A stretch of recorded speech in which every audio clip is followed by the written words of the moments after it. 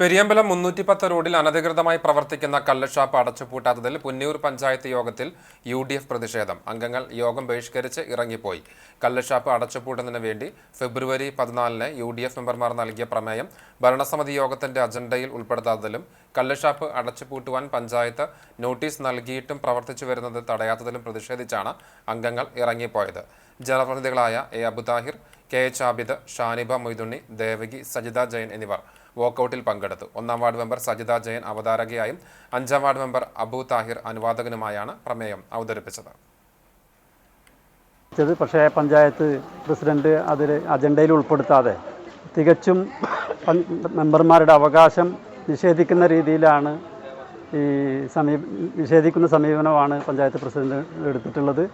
തീർച്ചയായും വരും ദിവസങ്ങളിൽ ഇതിനൊക്കെതിരായിട്ടുള്ള ഈ കള്ളുഷാപ്പ് അടച്ചുപൂട്ടുന്നതിനുമായി ബന്ധപ്പെട്ട് നിയമപരമായും അല്ലാതെയുമുള്ള സമരപരിപാടികളുമായി മുന്നോട്ട് പോകാൻ തന്നെ തീരുമാനിച്ചിട്ടുള്ളത്.